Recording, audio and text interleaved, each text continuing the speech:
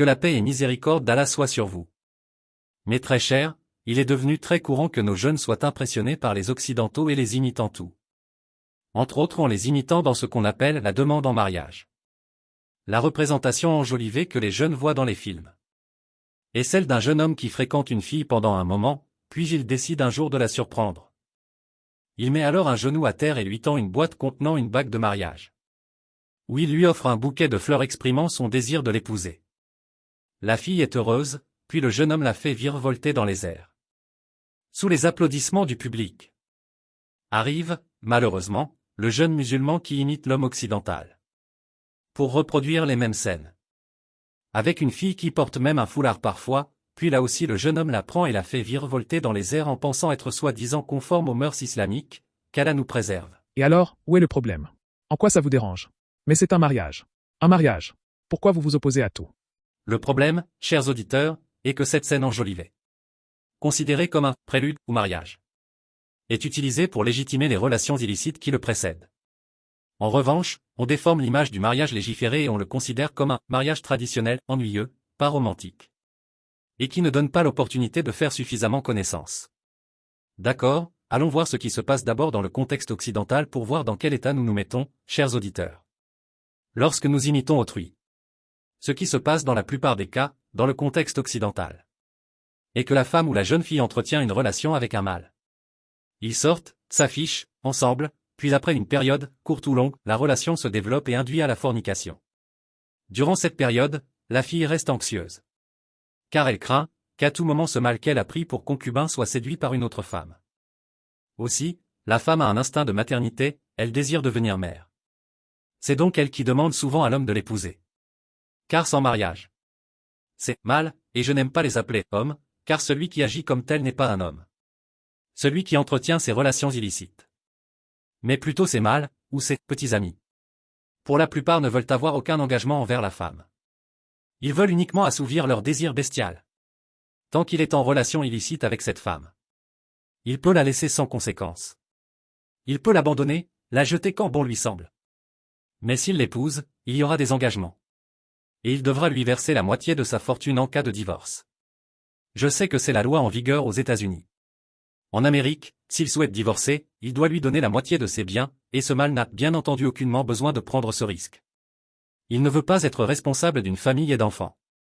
Il veut juste prendre du plaisir de manière illicite. C'est pour ça qu'il la pousse à prendre toutes les mesures de contraception. Et si elle tombe enceinte, elle devra avorter. C'est là, généralement, que survient le désaccord. La femme insiste sur son désir de mariage, de grossesse et de maternité, et le mâle prend alors la fuite et la quitte après des mois, voire des années durant lesquelles il s'accordait la dignité de cette femme. Et son honneur gratuitement. Oui, gratuitement. Rappelez-vous, mes frères, dans l'épisode « Libération de la femme occidentale ». Le critère valorisant la femme est la beauté. Et ne me parlez pas de la loyauté entre époux. Ou des histoires du prophète, sur lui la paix et le salut, sur la loyauté, mais plutôt d'un aspect qui n'a rien à voir avec ce contexte. Absolument rien à voir. C'est le critère de la beauté qui compte pour eux. Mais une fois que la beauté de la femme arrive à sa date d'expiration, que sa valeur baisse, et que le nombre de prétendants diminue, il se peut qu'elle soit jetée à la rue. Ou qu'elle soit contrainte à demander les aides sociales. En revanche, mais c'est la situation précédente qui se reproduit le plus souvent.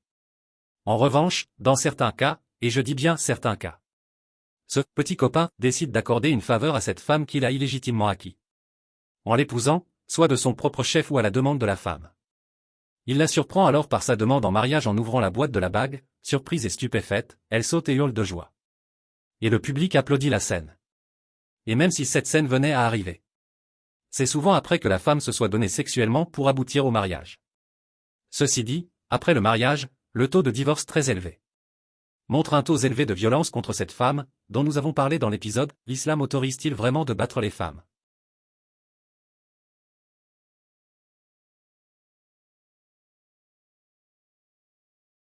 Puis vient Hollywood, qui illustre cette scène de demande en mariage qui ne dure pas plus d'une minute.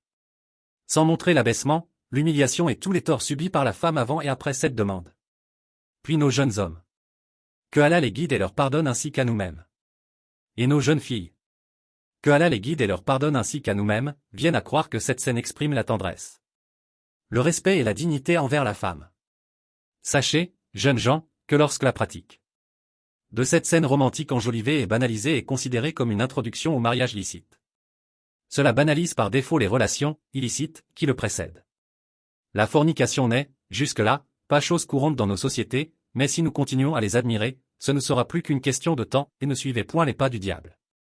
Lorsque certaines filles disent « Je ne me marierai pas avant d'avoir bien connu la personne ».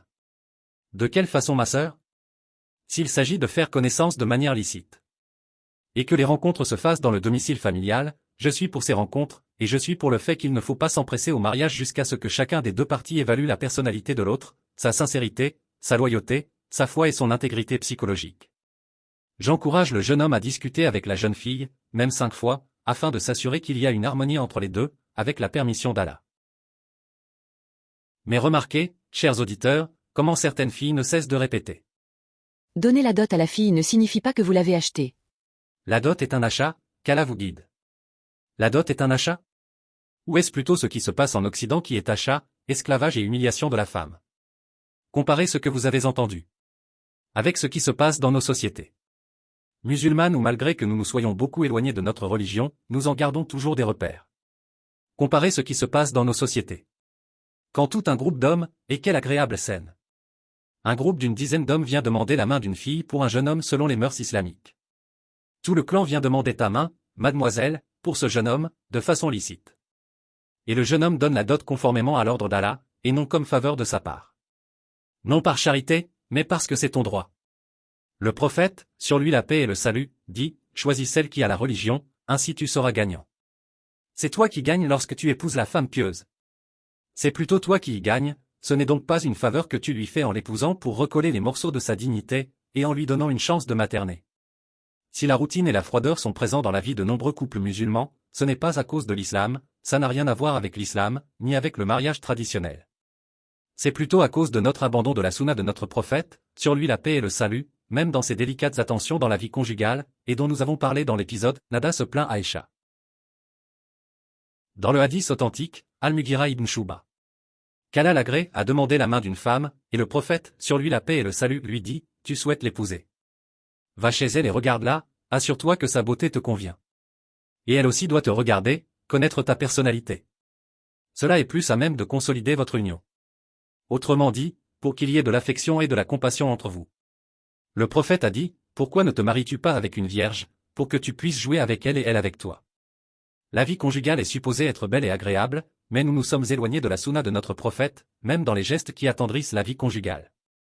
Donc, chers auditeurs, jeunes hommes et jeunes femmes, après ce que vous avez vu, par Allah, est-il justifiable pour vous, jeunes de la Oumma de Muhammad, disciples du meilleur des prophètes et messagers, meilleure communauté qu'on ait fait surgir pour les hommes, par Allah, comment daignez-vous les imiter?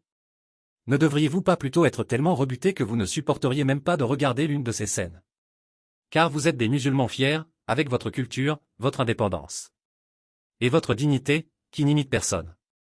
Et qui devrait plutôt être imité par les autres. Ce sont eux qui devraient nous imiter dans le respect que nous avons pour la femme, notre estime pour elle, sa mise en valeur, ainsi que dans le renforcement de l'affection et de la compassion dans les relations familiales basées sur la fidélité. L'amour et l'obéissance à Allah, le Très-Haut, en étant bienveillants chacun envers l'autre. Des relations non basées sur un plaisir sexuel abject et jetable. À moins que celui qui a profité d'elle illicitement pendant des années ne lui accorde la faveur de l'épouser. Que Allah nous vienne en aide. Je demande à Allah l'immense, le Seigneur de l'immense trône, de guider notre jeunesse vers ce qu'il aimait, ce qu'il agrée, et qu'il nous réunisse au bassin du prophète, sur lui la paix et le salut.